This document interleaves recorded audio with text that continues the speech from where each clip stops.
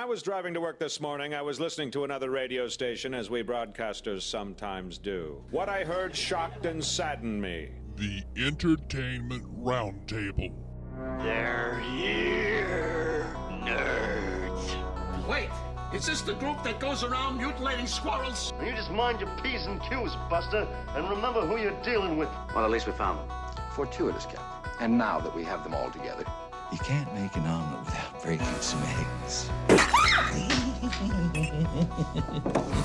The Entertainment Roundtable.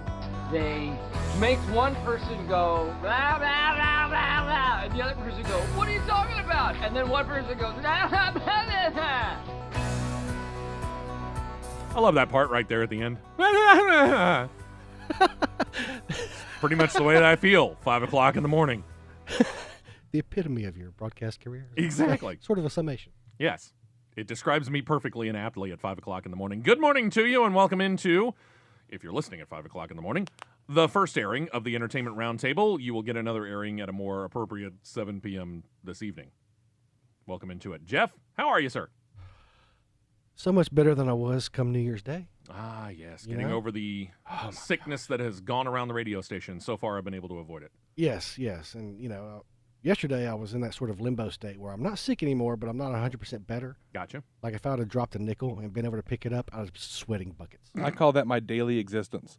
I haven't been right since I was about 13 years old. I'm just like, I'm so tired. Why am I so tired? Yeah, I used that metaphor on the guys yesterday, and Russell was like, hey, that perfectly describes being a fat guy. That's true. Yeah, exactly. Yep. Okay. David, welcome in. How are you, sir? I am well. Had a Happy New Year? I worked. It was fine. And Ryan, how was your New Year's, sir? Oh, mine was, just watched a little New Year's Eve celebrations on TV like I have no life. Other than that, I'm doing well, and Happy New Year to everybody. Let's put it this way. I have so little of a life, I went to bed before the ball dropped in New York City. Bummer. So did I.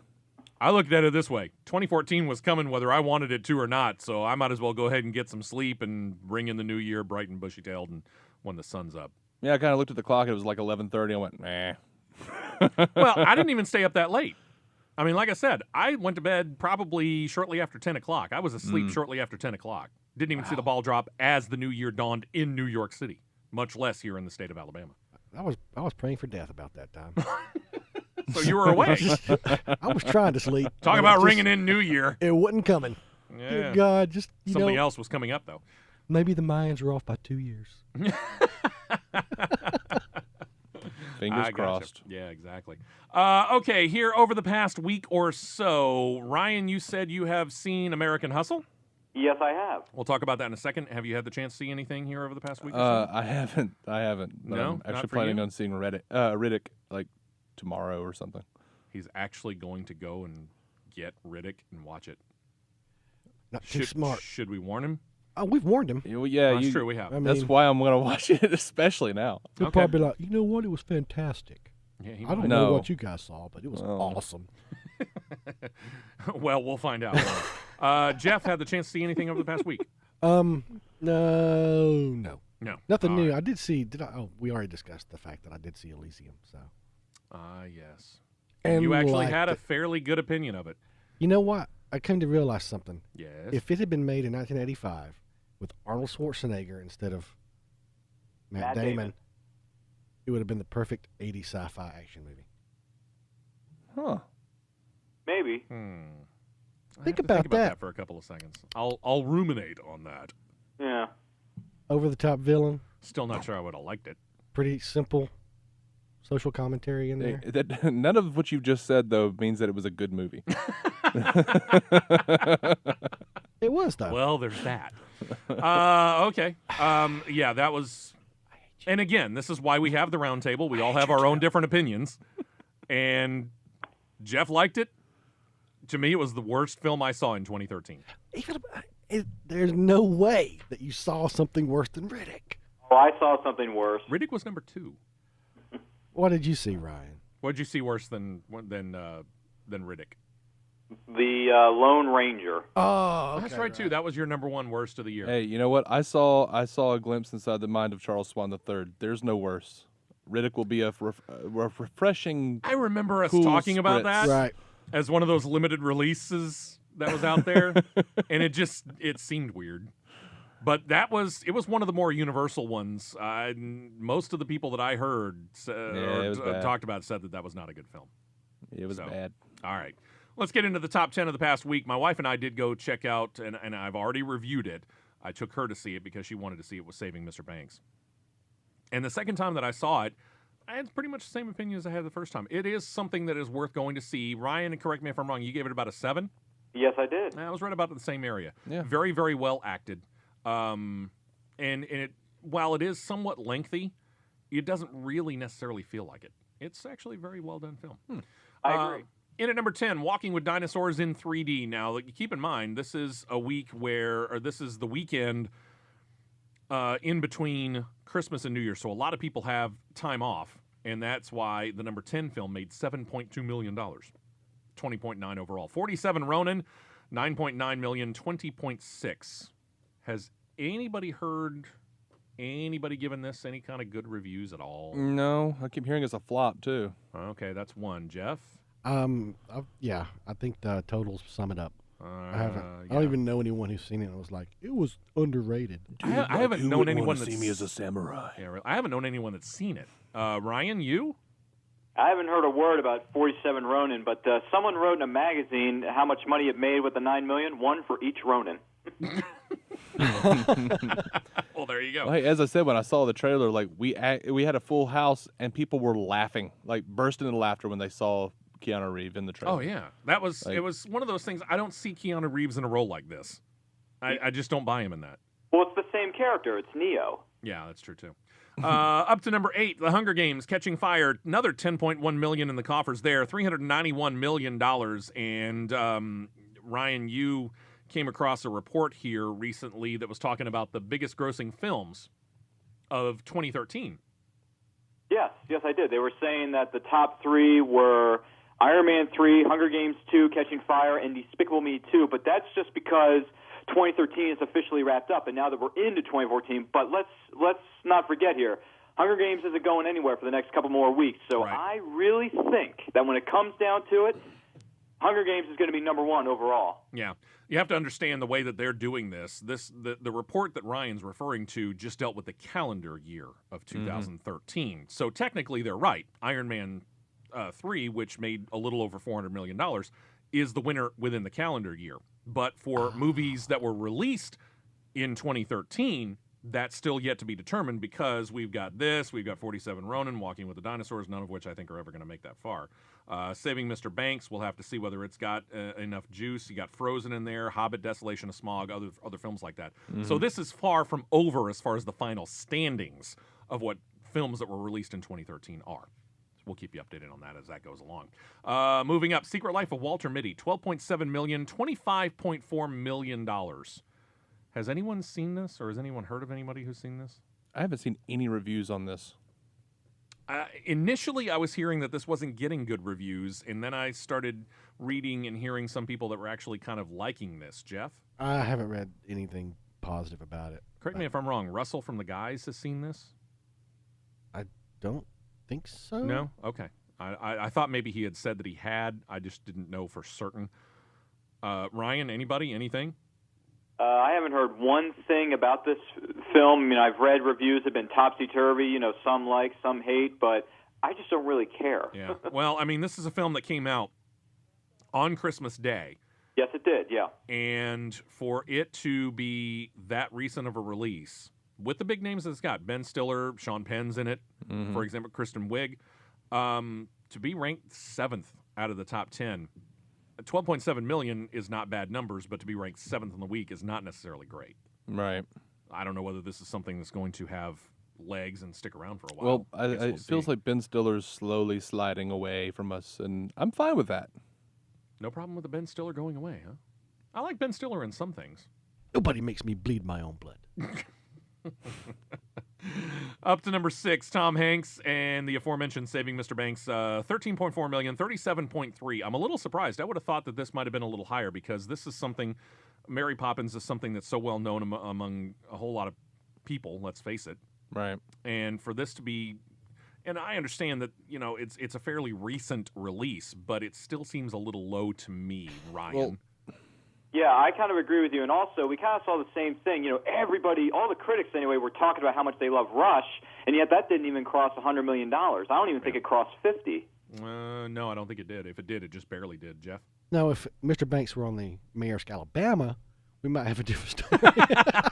Saving Captain Phillips. There you go. If I didn't do this show, I would not have any clue as to what Saving Mr. Banks was. Like, even if I heard it and saw a trailer for it, I still would not remember. Yeah, well, that's true. I mean, let's face it, the title of the film, unless you know a whole lot about Mary Poppins, the title doesn't tell you anything. You're right. Up to number 5, The Wolf of Wall Street, 18.3 million, 34.2. Anybody? I've heard terrible reviews. Terrible it's reviews. on my radar. Yeah? Yeah. Is this something that you're wanting to see in the theater? That's the thing. Maybe. Ryan, you hated it. Oh, did I ever? Gave it a 2 out of 10. Basically, it's a movie about drugs. And who was in this? DiCaprio, is that right? Mm-hmm. Yeah. I saw a thing where he was saying, like, if you didn't like it, like other people who didn't like Wolfman, I mean, they just didn't get it. It's kind of like saying if you didn't like the 80s, you weren't really there. Pretty much. Whatever. Up to number 4 in the film that Ryan has seen within the past week. $19.5 million. It has tallied $60 million so far. American Hustle. All right, Ryan, I liked the film. Let's see where you go with it. Well, for American Hustle, I thought it was funny. I loved the cast. I loved every single one of them, but the negatives were simply this. Jeremy Renner was too young to play the role he was playing. Jennifer Lawrence, I don't know what she was doing there, but she basically played a character who was high as a kite.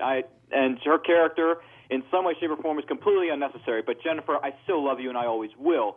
That being said, good music. Love the soundtrack. Love it. Christian Bale, by far, was the best character in this whole movie because he was funny. His lines, the way he delivered his accent, just everything was so cool. It was Mr. Cool. But the pacing was topsy-turvy. I felt like it was slow in some places, not fast enough in others. So at the end of the day, American Hustle, thought it was a good film, just not as great as everyone's making it out to be. So I give it a 5 out of 10 for American Hustle. That's about 2.5 slots lower than what I gave it. I gave it about a 7.5 or 8 last week. You know what's funny is I feel like Jeremy Renner's in this strange, like, ambiguous age state. Like, people are always complaining that he's either too young or too old for whatever part he's playing. Yeah. I'm trying to think. I mean, his role in the Avengers, I think he's right about the right age for it. The role that he actually played, and I'm kind of mixed on the film because it's the Bourne legacy. It's one of the Bourne films without Jason Bourne. I think he was probably right about the right age for that. Mm-hmm. Oh, yeah, he was. But as far as the politician's concerned, yeah, I'm kind of with you. I'm kind of looking at it and going, I don't know. And that hairdo, good grief. Welcome to the 70s. His face, he reminds me of Alan Alda for some reason. Yeah, it didn't help young him. Alan Alda? Yeah. I could see that maybe. Shorter Alan Alda. Well, an too. ambiguously aged Alan Alda at best. Yeah, that's true.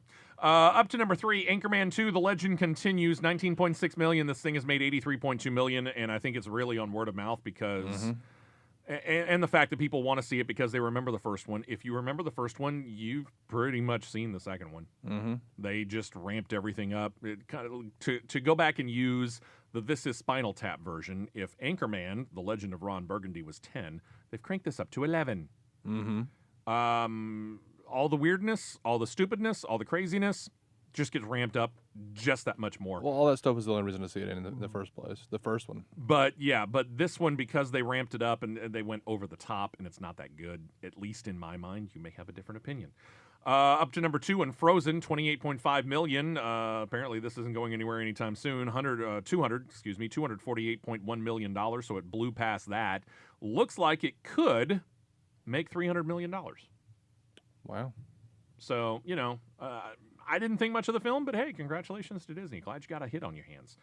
And for all of the films that came out Christmas Day, and for that matter last weekend, not really much came out last weekend. Most of it was thrown out on Christmas Day.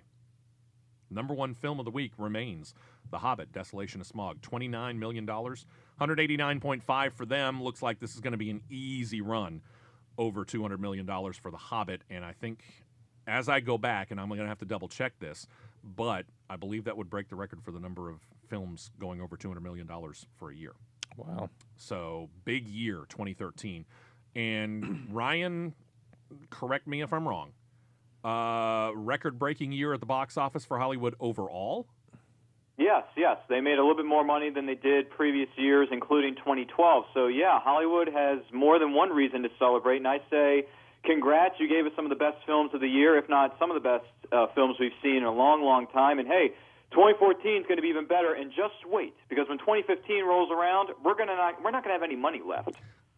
And I asked this question of you earlier Friday because I was filling in for Michael Hart, Jeff. Yes. And I asked you the question, do you think 2014 is kind of the respite year? We've had a big year this year. And granted, there are some big films coming out this year, 2014. You got Captain America. You got the third and final installment of The Hobbit. You've got the third and second to last installment of The Hunger Games. You got there are a lot of films that are coming out in 2014. Planet of the Apes. Yeah. There are plenty of big films that are coming out this year, but is this year somewhat of a chance for us to catch our breath before we dive back in and we have another humongous year coming up in 2015? I don't know. I think it's just getting started. Yeah, I kind of think you're right. I think we continue to ramp up from here. Because I think Nolan's Interstellar comes out next year. If I'm not, or is that 2015? Interstellar coming out this year, Ryan? I believe it's November of 2014, if I'm not mistaken. I think it's this year. Yeah. And there are a couple of films that I'm looking forward to early in this year. I will say this. The film that comes out in wide release this week is not one of them. Paranormal Activity, the marked ones. It stars Marley Ephraim and Jorge Diaz and others about members of a party who end up arming themselves with a camera to check out try and find out the background about a woman who died in the apartment below where the party took place. Mm-hmm. Sounds familiar. Yeah, whatever. Not really interested. But then again, I'm not really into the Paranormal Activity thing. Well, unless you've seen the first one, the rest of them are worthless. You look like you have something to say. I don't. I don't have anything to say. Have you seen any of the Paranormal Activity? I don't have a dog in that fight. No? You haven't seen any of them? No. Yeah. Now, the czar done left me. Not the next week. We'll get to this on the other side of the break. Not the next week, but the week after that, I'm actually looking forward to seeing a film. We'll talk about that. We'll talk about what's out in limited release and what will be out in wide release next week, and plus get into some movie news. Speaking of Keanu Reeves, we know something that's coming up in the near future for him. Hope you got your popcorn, because we're back to the Entertainment Roundtable on Superstation 101.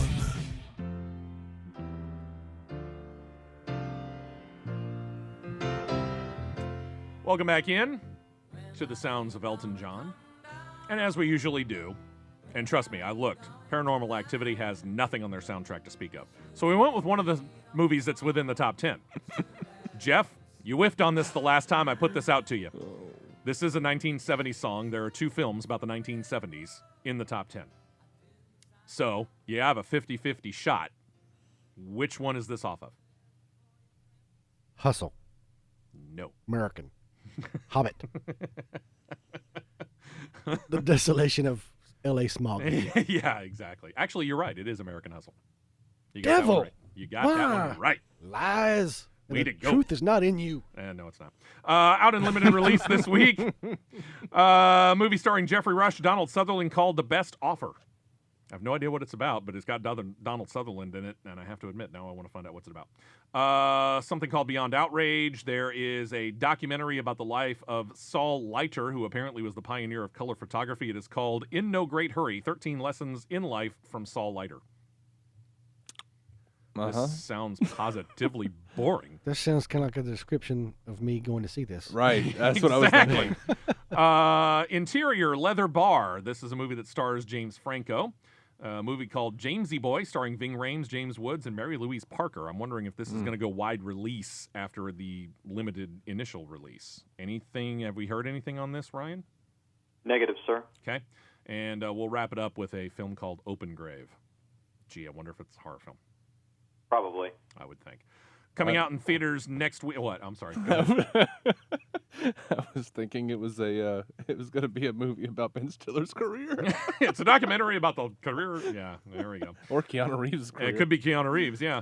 Out in theaters, wide release next week, The Legend of Hercules. Anybody? Not at all. I've seen the trailer, so yeah. I think I'll pass. Ryan? Honestly, it's a possibility. Right now, it's like 50-50. Like, part of me wants to see it, but the other part of me is like, dude, just wait till Redbox. Yeah. And probably most people will feel the same way. Yeah, I saw the trailer and I laughed so hard at Pete a little. Hercules. And a movie called The Adventurer, The Curse of the Midas Box. This sounds like a bad ripoff of Indiana Jones. Oh, yeah, let's do that. Yeah, I don't think this is going to go very far. Indiana Jones is currently a bad ripoff of Indiana Jones. That's true, too. All right, so from there, Burn. let's go into some movie news. And again, how many times have we said it? Seems to be the continuing thread of the Entertainment Roundtable. Hollywood has no new ideas. Nope. David, Keanu Reeves, who could be seen, if you're in for that kind of torture, in the movie 47 Ronin, apparently has updated us on the possibility of the third installment of Bill and Ted's Excellent Adventure. He has. What's up? There are no script details, but Keanu Reeves has confirmed that there is a completed script that was written by Ed Solomon and Chris Matheson, the original writers of Bill and Ted's Excellent Adventure. Okay. And apparently the dude who directed Red 2, Dean Parasot, I think is, I guess. I don't know if it's French or... Close enough. But he's attached to direct it. When do they want to put this thing out? 2015? I have no idea. He doesn't know. They're not going to make any money either way. Yeah, I feel like they're I don't know as they will, yeah. Like, dude, there's like a big phenomenon right now with like a dude in like a phone box, like going through time. I think we have a chance again. I don't know. Alex Winter's coming back, apparently. What else has he got to do? I mean, sorry, but Alex Winter. When we talk about Ben Stiller's career going into open grave, Alex Winter, hello. He's got to sign a lot of checks for pennies. I mean, that's not even mentioning George Carlin. Yeah, exactly. Yeah, how are they going to do that? That's the part of me that really says I don't want to see this film. George Carlin can't be in it. He's dead. Oh, they'll probably do something like what's his face did, Singer did with Superman Returns, where they just have like old footage of Carlin like grafted onto some dude. Yeah. They'll probably honor him. They'll put a picture up on a wall. It'll be a framed picture up on a wall, and that'll be right. Yep. Yeah, I can see that. I don't know. David, tell me about Tom Cruise. News about a remake. Remake. Yeah. The Magnificent Seven. I have to admit, I didn't realize he was attached to this in the first place. Yeah, apparently he was. I don't know. But he's left now, so he's not. So don't worry about it. But the project gained John Lee Hancock as a writer. That was the guy that directed Saving Mr. Banks. Mm-hmm. So he's rewriting the Magnificent Seven Western. Only this time it's going to be set in feudal Japan. I really hope so. And be samurai. Yeah. For those of you that don't get the in joke, the Magnificent Seven was actually an American takeoff of the Seven Samurai, which originated in Japan. Yeah. Well done, sir. Well you. played. Thank you. All right, to the superhero portion of the show. We have to have one every week, don't we? David, let's begin. Man of Steel sequel. Some rumors that seem to have a big name attached to the part of Green Arrow. Talk to me. Green Lantern. Green Lantern, sorry. Yeah, Green Arrow. Lantern, yeah. The Green Lantern called Jon Stewart. It's just a rumor. We're not talking about the guy that hosts The Daily Show either. I wish they were. But no, they're talking about Denzel Washington. Which that'd be cool. Makes me kind of annoyed just because Idris Elba, man. I can see Idris Elba, but then again, he's attached to Marvel. I don't know whether they would be all that thrilled with him doing that. But either way, Denzel Washington, I would like to see him in the role. My question is he willing to sign off for... Because you got to think, this isn't just... This is DC Comics trying to do what Marvel's doing. They're trying to get their superheroes together to eventually come up with a Justice League film. One would think Green Lantern would be included in that, right? Right. Yeah. So that means Denzel Washington needs to sign off to play that character, I would think, in more than one film. Look, would he be willing to do that? I think they would be better served if they just, instead of trying to reintroduce the character, just throw Ryan Reynolds in there and just ignore it. Just ignore the fact that his movie didn't really go too well. The fact that he would actually show up as that could be then I ignored? don't know. I think they've got, the good news for Warner Brothers is they've got an entire core. They could be like, he only wanted to do one film. I want to bring in Nort this time. Yeah, but then you got to explain to the people who didn't see Green Lantern, We're going to bring in, the little one that looks like a squirrel. Yeah. Oh, Why not? you're bringing out a raccoon? We got a squirrel. There you go. All right. Well, let's get back to the basis of this. Touche, Marvel. Denzel Washington is being thought of as a Green Lantern. You okay with that? Sure. So that's good for you, Jeff. Ryan, you? As much as I like Denzel, and he's one of the best actors who ever lived, and still is one of the best in the world today, save Green Lantern for another time, number one and number two. Start with Hal Jordan first, because he was the OG Green Lantern, so it's better to stick to the comics and stick to the original. But if you are going to introduce Jon Stewart, get Idris Elba to do it. So we got 2 votes for Idris Elba, which would be a good one. I'm not saying that, but I have no problem with Denzel Washington. No, man, we need to go back to the original Green Lantern, like Golden Alan Age, Scott. Alan Scott. Wow. Now we're going way back. That's right. Blonde hair with a purple cape. And his weakness is wood. Speaking of, well, and here's the thing. As much as we have already talked about this, we know Ben Affleck is in there. It's Batman versus Superman. Wonder Woman's in there. Mm-hmm. How many more big names can they actually mash up in this without actually changing the name of this I to will- Justice League? Hey, I'm willing to see. I'm Yeah, excited. Apparently to they're see. willing to, yeah. I mean, they're throwing everything at the kitchen sink at this. We may find out next week they throw the kitchen sink at it. We don't know.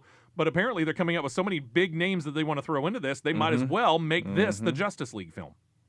I hope not, though. They can't do that. You got to give Superman his trilogy, if not just this film introducing the new characters. See, I don't care about the concept of a trilogy so much as I am about them building the universe. And honestly, Superman is most interesting when he has like a lot of other superpowered characters to work off of, because he's really the original. He's the guy that everyone looks up to, even if they don't admit it, like Batman. Mm-hmm. Yeah. Well, and I did for a while, but whatever. Okay. Well, that said, David. Yes. If he does in any way, shape, or form, how does The Rock, Dwayne Johnson, fit into this? We have really no idea, but he put out a tweet that he said we just had a big meeting with Warner Brothers CEO in regards to DC Comics 2014. Well, the only thing that they're coming out with in 2014 is this, isn't it? No, that's What are they 2015. doing? 2015 is Batman vs. Superman, so we Okay, have so no what idea what this is. What is DC Comics working on for 2014? Anybody? No idea. Nothing, unless it's an animated feature. Ryan? I have no idea. There's nothing slated as far as I know for 2014, but if you're going to put him in the DC cinematic universe, I think Dwayne "The Rock" Johnson would be perfect for Doomsday. I think he'd be perfect for Black Adam. I was going to say or Black Shazam. Adam, too, yeah. Black Adam would be great. I think he'd fill that role perfectly. Well, we'll see. Let's go from Or Amazo. DC over to Marvel. Friend Jacob checked in. Let me know this. Apparently, Robert Downey Jr. has some wishes about the upcoming Marvel film, Avengers, Age of Ultron. According to one source, Downey wants to get a couple of his old friends to appear in the film. Mel Gibson and Jodie Foster. Ew. Who are they? Yeah, really. Are these wishes or a list of demands? I think they're just wishes. Radar Online website quotes an unnamed source reporting this. Quote, Robert is raising eyebrows with his efforts on behalf of his longtime best pals Jodie Foster. Mel Gibson wants to bring Mel and Jodie into the Marvel Universe, preferably in one of the Avengers films. It's been a long-time dream of Robert's to help Mel and Jodie reach similar big box office heights like the one that he has achieved in recent years. Now, Mel Gibson has made a whole boatload of money in films, but of course he has fallen on hard times because he was a moron. Jodie Foster showed up in Elysium. Whatever. Here's the deal. What would Mel Gibson and Jodie Foster show up as? I mean, to me, I think Mel Gibson and Jodie Foster, I immediately go back to Mel Gibson's version of the movie Maverick. Yeah. I don't know what they would do. Was Robert Downey in Maverick? No, but Mel and Jodie were. Oh, well, then how does he know those two actors then? He's worked with them both before. I don't know. I don't mean, know which film, though. I could see Go Mel back to Gibson, ways. hopping over to like Fox to play in an X-Men movie as like the leader of the Friends of Humanity. Yeah, that'll work. I don't know. Muties. I don't know as Robert Downey. Well, and plus the other side of Muty it. loving, blah, blah. Plus the other side of it is I don't know whether really. I mean, let's face it, Age of Ultron. One would think that they have got to have already come up with a plot and figured out who it is that they're going to run in with. Where the heck would they put them in? Yeah. I don't get it. As much as I find the report interesting, because it would be interesting to see them in these roles, I don't think that there's room for them. I don't even know what to do with this story. Like, I don't even know what to think about it. It's just weird. Yeah, I just find it extremely strange. I don't know why. I mean, it never hurts to bring up requests to people, but at the same time, Tony Stark / Robert Downey Jr. is not God, and he's not king of Marvel. Let's get one thing straight.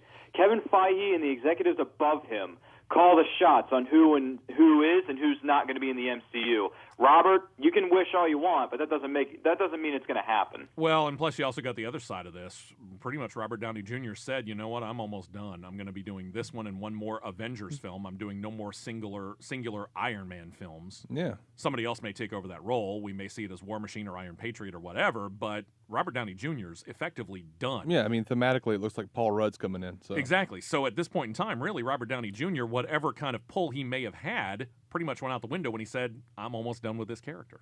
Yeah. In my mind. Yeah. So there we go. All right, couple more minutes left here before we make the transition. We have to take a break and make the transition over into television. We'll talk about some DVDs. But I want to kind of take a look ahead a little bit this year. We talked about some of the big films that are coming out. Ryan, you actually came across a report of a website talking about how, Hunger Games Mockingjay is their most anticipated film of the year 2014. What's the rest of their list, by the way? Sure. This is brought to you by the fans of the Fandango website. Hunger Games Mockingjay Part 1 is number 1. Number 2 is The Hobbit Part 3, There and Back Again. Number 3 is X-Men Days of Future Past. Coming in at number 4, you have Marvel's The Amazing Spider-Man 2. And number 5, Divergent. Interesting. Captain America's not in there. Yeah, I know, but he Amazing would be Spider-Man in the top, 2. no doubt. He mentioned Amazing Spider-Man 2. Oh, did he? Rise of the Planet of the Apes Didn't hear it. is not in there. Or Dawn of the Planet of the Apes, yeah. Of course not. So, I mean... Jeff's face. Yeah, really. Jeff is looking forward to that. Did you see Rise? No. Okay, then. I saw the original with Charlton Heston, and then I left it alone. Well, the original was the best of the first run. Which is what everyone says. I actually did see the Tim Burton one, and I wanted to jump off Trust of me, a... totally different beast. Yeah, everybody in the Planet of the Apes universe says that's over there. That's not part of it. That's not part of this. What we've got going on. That's in the Marky Markiverse. Yeah, exactly. Okay, Ryan, I'm going to start with you. Agree or disagree with this list? Well, since I'm not the biggest fan of this whole Hobbit series everyone seems to like, I don't think Hobbit should be on there. I don't even think Divergent should be even close to a top 5, if not a top 10 anticipated films of the year list. But the other 3, oh yeah, they're going to make some serious moolah. Okay. Of what you know of coming out, David, in 2014, what are you looking forward to? And it can be a singular film. It can be a couple of films. Dude, Captain America, Winter Soldier, Guardians of the Galaxy. Yeah. Like, other than that, I don't really care. Okay. Jeff? I'm sure there's more that I can't think of. Dawn of the Planet of the Apes, Guardians of the Galaxy, Captain America. Oh, there's something else coming out soon. Early. Man, is no one not going to talk about X-Men? You know, Oh, I forgot about that. kind of looking forward to that, but at the same time, I'm not like super ramped up for it yet. Oh, The thing is, I come get on, super dude. ramped Watch up for the X-Men trailer. movies. That film's got epic written all over it. I get super ramped up for the X-Men movies, and then I see whatever the last one was they put out, and went, oh. Yeah, I know, the Wolverine was terrible. No, Yeah. it wasn't. It was actually really good. It's probably about the The third. Wolverine was good. Wolverine Origins was not. Well, the Wolverine was good for about 40 minutes, and the rest of the movie was just like, it wasn't. why are we here? Whatever. All right, well, continue on. What else are you looking forward to? These two are going to duke it out in the parking lot. Oh, Interstellar, of course. Yeah. Because I trust me some Nolan. What about Transformers? You didn't even put that on your list, Ryan. Oh, it's on there. Believe me, it's there. Wait, doesn't that take place in the Marky Markiverse as well? Oh, yeah, June 27th. Be there, buddy. Oh, right there with Planet of the Apes. Okay. That's about it right now. I'm sure there was something else that I've forgotten. That list, it's not bad for me. I mean, I'm looking forward to Hunger Games, and these are in no particular order. I'm looking forward to Hunger Games. I enjoy the series. I'm a huge Tolkien fan. I've said that many, many times, so I am looking forward to how Peter Jackson wraps up The Hobbit. The film that they didn't put on that list that I am really looking forward to is Captain America. Mm-hmm. But I'm going to give a dark horse out here. And again, I said it earlier on when I said about what was coming out in major release, not this weekend, but next weekend, which is Legend of Hercules. This is the weekend after that I'm looking forward to, which I want to see where they go with it. I don't necessarily think that this is going to be a fantastic film, but I am interested to see where they take it with Chris Pine and with Kevin Costner, Jack Ryan's Shadow Recruit. Oh, yeah, I'll be there for that one in IMAX. I'm very curious to see how they handle this because, again, this is one of my knocks against it. It's a tentative knock, but it's a knock nonetheless. With all the books that are out there, they didn't pay attention to any one of the books in the Tom Clancy, Jack Ryan series. They went off and created their own plot. I'm willing to give it a chance. I like both of the actors, and I love the character of Jack Ryan, so I'm certainly giving that a chance. As we look forward to the end of the year, the more I hear about Interstellar, the more I'm liking it. I just want to actually see more than what I saw out of old stock footage and a narration over the top of it. Right. So, I think there's plenty to look forward to. I'm tentatively looking forward to X-Men Days of Future Past. Yeah. I wasn't big on First Class. It wasn't that it was a horrible film. I just, when I got done, I was kind of going, I kind of wanted more. Well, First Class was really good, but, that was the first in like a line, like 2 or 3 movies that had actually been good. Yeah, so. Because X3 to me wasn't all that great. No, it wasn't. They had a lot of struggles with Wolverine Origins was not that good. So they've been real uneven. They've been real uneven here over the past while. So while I am kind of looking forward to it, and I will see it, it's more tentative than saying, yeah, I got to be there. But yeah, I will end up seeing it. 2014 does look to be. It looks like it's shaping up to be a pretty good year. Right. I actually forgot about the Hunger Games. Yeah, I am looking forward to that. Yeah. All right. We got to take our final break. When we come back, we'll transition over to TV by talking about what you can buy that may have been in the movie theaters. And I'm looking at the list. Wow. It's not a whole lot to choose from. We now return you to your regularly scheduled programming, the Entertainment Roundtable on Superstation 101.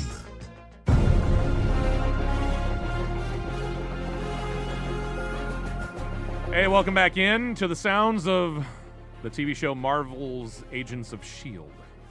Why? Because we actually have a little bit of news about that show coming up here in just a couple of moments. Is it going to get better? Tell me it's getting better. Well, that's what we're going to talk about. Stick around for a couple of seconds here.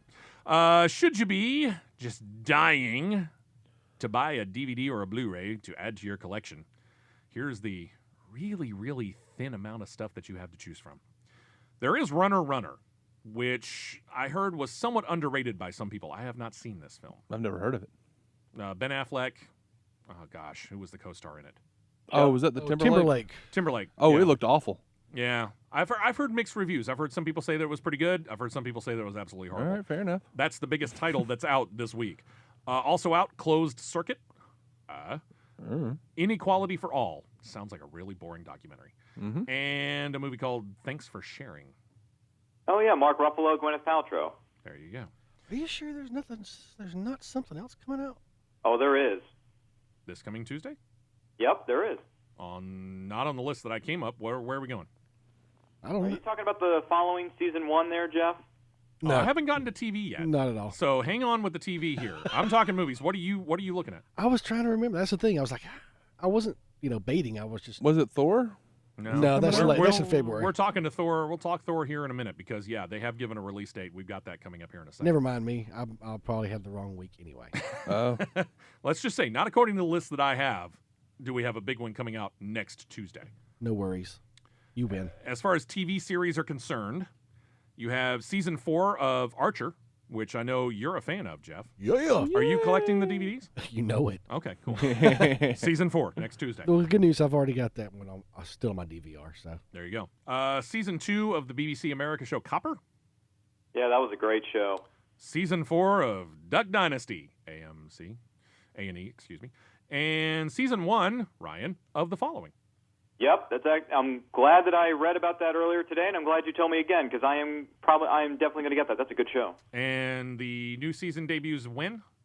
You're going to get a sneak preview on the 19th of January, and then the new season officially kicks off on the 27th. There you go. Ryan, some of the big films from November, December 2013, we're now starting to begin hearing when they're going to be hitting store shelves to be able to take them home. For example, Ryan, you heard. We mentioned it just a moment ago. Thor: The Dark World. We know when it can come home. Jeff gave it away in that it's in the month of February. What's the exact date? Yes, you can bring home Thor 2: The Dark World on Blu-ray and DVD on February the 25th. I'm in. Yeah, me too. I'm in. I hope they have extended Eccleston scenes. I hope so too. I mean, that was the one thing, it was a good film. Don't get me wrong. It was. But there were things I went walking out of that theater and I went, you know what? I wanted a little more of this, a little more of that. Yeah, I was like, I don't know really any part of the motivation for the bad guy in this movie. Yeah. Oh, you left off Blue Jasmine. That's Woody Allen's last movie. That comes out Tuesday. It was not on my list. I'm just going. The list that Still need to see that I go off of, yeah, I didn't have it there. So thank you for the addition. I appreciate it. Have you seen Blue Jasmine? No, I just thought it was worth mentioning. There might be some big Woody Allen fans out there. I'm one of them. I will see it. Who all's in this again? Some big names. Cate Blanchett from The Hobbit, or well, yeah, and among other things, yeah. Yeah. I don't know anybody else. I saw a couple of trailers that looked good. Yeah, it got some pretty good reviews too. But then again, let's face it, it's Woody Allen. He's a darling of Hollywood, so it's going to get good reviews. And I've heard good stuff about it. And so I'm just elitist enough to want to like Woody Allen. I don't know. You elitist, you. Yeah. All right, here we go. Not really a whole lot in TV news this week. We got some sad news. We'll talk about that here as we get closer to the end of the show. Well, we may have some sad news now. It kind of depends on your opinion of the ABC TV show Marvel Agents of S.H.I.E.L.D. We've talked about it a whole lot on this show. You came across some news, and I say troubled. I mean, they've been kind of shedding some viewers here recently. Their ratings have been going down. Of course, they are up against the #1 show on television. They're up against NCIS. It's some pretty tough competition. But Marvel's Agents of S.H.I.E.L.D. returns this Tuesday. That was my understanding of it, yeah. And if you're familiar with how it's gone, you know that Agent Coulson, the infamous Agent Coulson, is kind of missing. All right. What do you know about how they're going to progress here? Because they've kept the secret of what happened post-Avengers and going into Agents of S.H.I.E.L.D. as to what... They've kind of kept it kind of secret. They've referred to it, kind of given us some oblique references to it, but they haven't told us what's going on. Are we going to get some answers as far as what happened to him? Are we going to find him? Is he going to die? What? Well, I'm sure we'll get some answers. The upcoming episode is called The Magical Place, which if you've seen the show, you know he keeps talking about going to Tahiti after he was injured or whatever, and he keeps saying it was a magical place. But the character of Victoria Hand is returning as the HUD director, and apparently she's going to take over the team and kick one of the members off, and they're going to go try to figure out what happened to Coulson. That's like their struggle right now, is to find Coulson. Yeah, but that'll only take them, 2 episodes, 3 at most? I don't know. I could see where they could try and kind of keep this going. I don't think it should last longer than about 3 episodes, really. Mm-hmm. Because, and Jeff, chime in as soon as you want to, I'm still sticking with the show. Me too. Because they show me flashes of their potential. Yeah. And then it's either later in that episode or the next episode they fall flat on their face, and I go, come on! I'm hoping that this is, they've been listening to the people like us who have said, you know what, we like the show, we want to like it more. Right. And here's what you really need to do. I'm going to need them to do this fairly soon, though, because they fall on their face a little bit too much more. I may be gone. Well, Joss Whedon shows typically, I'm trying to give it time, because Whedon shows, all of Buffy season 1 was just unbearable, but season 2 is where it really picked up and got it to be really good. Right. Angel was the same way. Yeah. Firefly was brilliant from start to finish, but Dollhouse took about 5 to 6 episodes to get into it. So you just never really know with him, especially since he's not completely running the show as much as he, Yeah, he's giving this really more over to his brother. Yeah. Yeah. Okay, Jeff, your thoughts on it. And first of all, let me ask this. Have you been staying with it the whole time? Yeah, haven't missed an episode yet. Okay. Your opinion about where this should go. Where it should go? Yes. Somewhere. What you would, I guess, probably the better way to ask this is, what would you like to see as they begin the second half of their first season? Let's go ahead and get Coulson back. Let's not just kick somebody off the team. Let's have somebody die brutally in the Whedon fashion. Yeah. And, actually... Well, wait, they have to make me care about the person first. They've failed to do that with pretty much any of the characters, so. About the only one that I really care about, and I've seen the preview that you were talking about, about the only one that I care about is the person that they're actually kicking off the team, supposedly. Mm-hmm. So I'm not going to tell you who it is, but I will say this. This is the one that they've actually kind of developed the most, and that's the one that I actually have gotten to... Is it Sky? Don't tell me it's Sky. Shush. Really? Move on. How do you care for that? He's a cipher. Let's put it this way. It's the character that they've developed the most. This is true. That wasn't pre-established. Yeah, exactly. The character they've developed most that isn't, in a lab being funny. Well, True. they really haven't developed Fitz or Simmons either. Totally. I feel like they actually have. I mean, we know their personality. I like them. And I like the fact that they have been able to keep running that razor's edge because, let's face it, they could have been over the top silly. And they've kept it from being that. They've come real close, but they've kept it from going over the edge, at least. Honestly, I wouldn't mind them being... They're S.H.I.E.L.D. They are an international organization that hunts down people with superpowers and handles them. Yeah. They're like the S.H.I.E.L.D., not even AAA team, apparently. They're like S.H.I.E.L.D.'s rejects. They're like the Legion of substitute S.H.I.E.L.D. agents at We've this point. seen what? How many people that actually have something that could be considered a superpower? 2? That they've had to go after? Yeah, the guy from the first episode that came back. And in the one last other? episode. We had the guy who could shoot fire that they were experimenting on. Yeah. I mean, otherwise, it's just been kind of, for all intents and purposes, it might as well be ABC's version of NCIS. It's the latest crime of the week. Yeah, and I hate that. I'm assuming they're going to save Graviton for near the end of the first season. Yeah, they're going to have to set up a cliffhanger. I would like to see some more actual, some competence. I actually want to see superheroes from the Marvel Universe in the show. Yeah, I don't care if they're third stringers. Come on. Yeah, exactly. Yeah, I would agree with that, too. That's I'd the like to see. perfect thing. I mean, we had the one. Look at what Arrow's doing. And Exactly. they touted this so much. Oh, Samuel L. Jackson's making your appearance. He showed up in the last scene. That you knew they shot. And you know what? Yeah, that exactly. one scene was the best thing they have done all season so far. Yeah, I agree. For all of the what was it? Not the week after Thor: The Dark World came out in movie theaters, but a week. Or like 2 weeks after. Yeah, about 2 weeks after Thor came out, they said we're going to continue what you saw in Thor: The Dark World. We'll continue it in the show. And they did nothing. They really didn't do a whole lot. They had something that kind of, was mentioned in Thor: The Dark World, but it really wasn't central to the plot of the film. They were the mop-up crew. If you're going to mention this, do me a favor. And you don't need to bring Thor into it. You don't need to bring Captain America into it. You don't need to bring the Hulk into it. You don't need to bring Iron Man into it. But you know what? There are a whole lot of characters within the Marvel Universe that are fringe Avengers characters that you could bring in. Do it. Bring in some Moondragon. Sure. I'll take the Black Knight.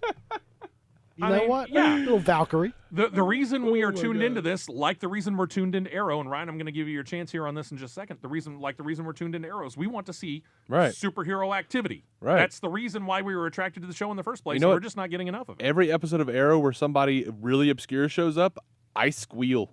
I'm like, yeah. yay! They actually read. All right, Ryan, your take on it. For Agents of S.H.I.E.L.D., this is kind of like an experiment that's gone terribly wrong. I mean, they've had a few ins and outs. They've had some good moments here and there, but overall, the show is losing a lot of viewers, and it's losing them real, real fast. So Marvel's got to pick up a lot of the pace here. Number 2, get rid of Skye. Honestly, Chloe Bennett, I love you. I think you're drop-dead gorgeous, and no one's going to disagree with me on that. But you sneak aboard S.H.I.E.L.D. just to find out who your parents are? Dude, break into the feds or the CIA to do that. Don't waste Agents of S.H.I.E.L.D. time. We worry about the real stuff, the superheroes who are on this great planet. So, Skye, get off my plane. Don't ever come back. That is the one thing of everything that's happened on S.H.I.E.L.D. that I want them to get rid of. Other than that, don't have Agent Ward and Agent May together as a couple. Just have them work together. No more of that bed and breakfast, have wine in the middle of the night stuff. Okay. All right, so let me ask this.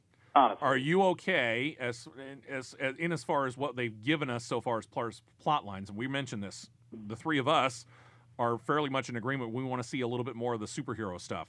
Agree or disagree? Yeah, I want to see a lot more. Arrow knows exactly what they're doing because they have a plan. Agents of S.H.I.E.L.D., they're just winging it. Yeah. I mean, I thought that this was supposed to be their ability to kind of introduce in some ways some of the minor characters that eventually would, even if they weren't main characters within the films, would become characters within some of the future films, whether it was the Avengers or whether it was a Captain America or a Hulk or an Iron Man or a Thor or whatever. I haven't seen any of that. Yeah. They really need to step it up and give us some arcs that we can work with. Yeah.